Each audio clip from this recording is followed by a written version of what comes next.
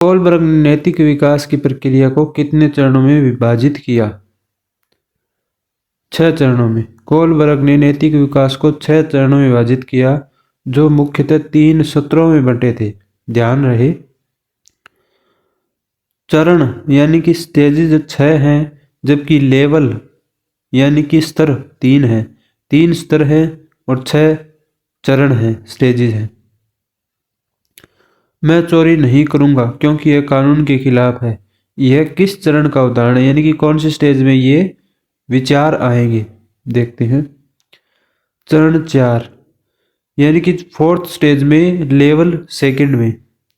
यह सामाजिक व्यवस्था और कानून चरण का उदाहरण है, जहां व्यक्ति कानून का पालन करता है क्योंकि वह समाज की भलाई के लिए आवश्यक है। कोलबर्ग की थ्योरी का अनुसंधान मुख्य रूप से किस आयु वर्ग पर केंद्रित था? बच्चे, किशोर, वयस्क, बुजुर्ग। देखते हैं। किशोर। कोलबर्ग का अनुसंधान मुख्य रूप से किशोरावस्था में नैतिक विकास के अध्ययन पर आधारित था। नैतिकता व्यक्तिगत अधिकारों और सामाजिक अनुबंध पर आधारित है। यह किस चरण का वर्णन करता है? चरण 5 या स्टेज 5 में सामाजिक अनुबंध पर आधारित है, जहां व्यक्तिगत अधिकारों और सामाजिक कल्याण को प्राथमिकता देता है, यानी कि आवश्यकता होने पर वह सामाजिक नियमों को बदलने की वकालत करेगा। जहां सामाजिक नियम किसी व्यक्ति को नुकसान पहुंचा रहे हो, वहां सामाजिक नियमों को बदल देना चाहिए। कोलबर्ग की थ्योरी के अनुसार नैतिक विकास मुख्य रूप से किस पर निर्भर है? आयु और अनुभव, समाज और संस्कृति, संज्ञानात्मक और भावनात्मक विकास, केवल दंड और पुरस्कार। संज्ञानात्मक और भावनात्मक विकास। कोलबर्ग का मानना था कि नैतिकता का विकास व्यक्ति की संज्ञानात्मक क्षमताओं और तर्कसंगत सोच पर निर्भर करता है। दूसरों की खुशी और स्वीकृति प्राप्त करना नैतिकता का मुख्य आधार है। यह किस तरह से संबंधित है? पूर्व परंपरागत यानी प्री कन्वेंशनल, कन्वेंशनल यानी परंपरागत, प्रो परंपरागत यानी पोस्ट कन्वेंशनल। देखते हैं। पर परंपरागत यानी कि पोस्ट कन्वेंशनल स्तर में नैतिकता दूसरों को खुश करने और सामाजिक मान्यता प्राप्त करने पर आधारित होती है। कोलबर्ग की थ्योरी के अनुसार कानून को कब चुनौती दी जा सकती है? देखते हैं।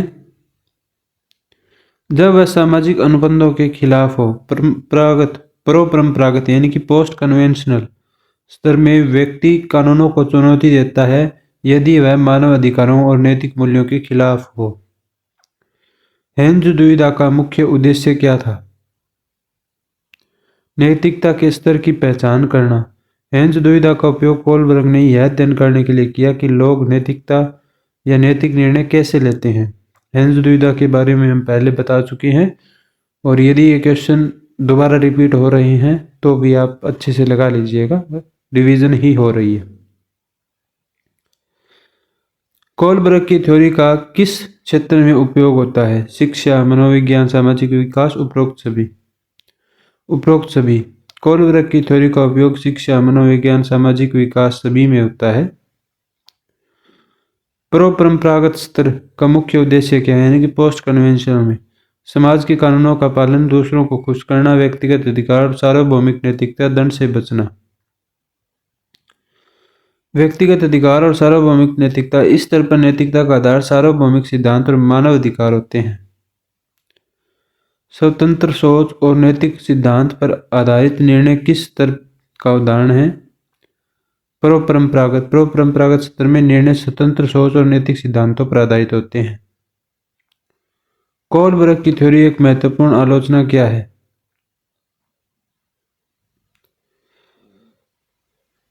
इसमें देखिए, यह सभी संस्कृतियों पर लागू नहीं होती, क्योंकि प्रत्येक संस्कृति के विकास की अपने अपने एक चरण होते हैं। इसमें केवल पुरुषों पर केंद्रित है। कोलबर्ग ने अपनी थ्योरी का विकास केवल पुरुष यानी कि लड़कों, बॉयज पर ही किया था। इसमें भावनाओं को नजरअंदाज किया जाता है। ये सभी इसकी आलोचना के कुछ कारण हैं। कोलबर्ग की थ्योरी की आलोचना उसकी सार्वभौमिकता, महिला नैतिकता की उपेक्षा और भावनाओं को नजरअंदाज करने के लिए की गई है। किस चरण में नैतिकता का उद्देश्य समाज के नियमों का पालन करना है, देखते हैं। चरण 4 स्टेज 4 में सामाजिक व्यवस्था और कानून का है, जहां व्यक्ति समाज के नियमों और व्यवस्था का पालन करता है। कोलबर्ग की थ्योरी किस प्रकार की है? सामाजिक, नैतिक, भावनात्मक, संज्ञानात्मक। नैतिक विकास, यह थ्योरी नैतिक विकास की प्रक्रिया और चरणों को समझने के लिए बनाई गई है। कानून से ऊपर न्याय का मूल्य किस चरण का हिस्सा है?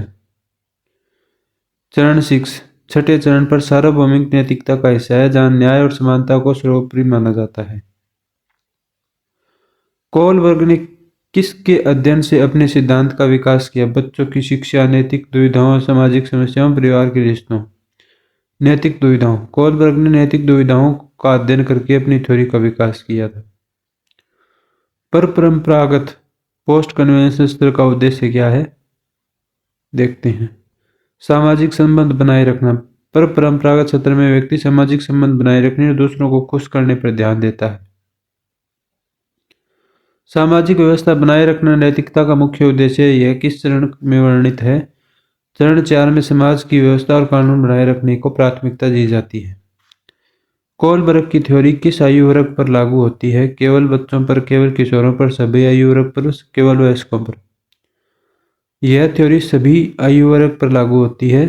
यह थ्योरी नैतिकता के विकास पर आधारित है, जो कि नैतिकता का विकास सारे जीवन भर यानी कि संपूर्ण जीवन में चलता है। कोलबर्ग की थ्योरी में कितने चरण परंपरागत स्तर में आते हैं, यानी कि पोस्ट कन्वेंशनल स्तर पर? 2 स्तर आते हैं। परंपरागत या पोस्ट कन्वेंशनल स्तर पर सामाजिक अनुबंध और सार्वभौमिक नैतिकता 2 चरण आते हैं।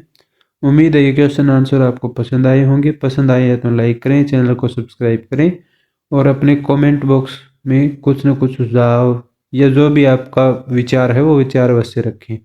यहाँ तक सुनने के लिए धन्यवाद। हम आपकी सफलताओं की कामना करते हैं। धन्यवाद।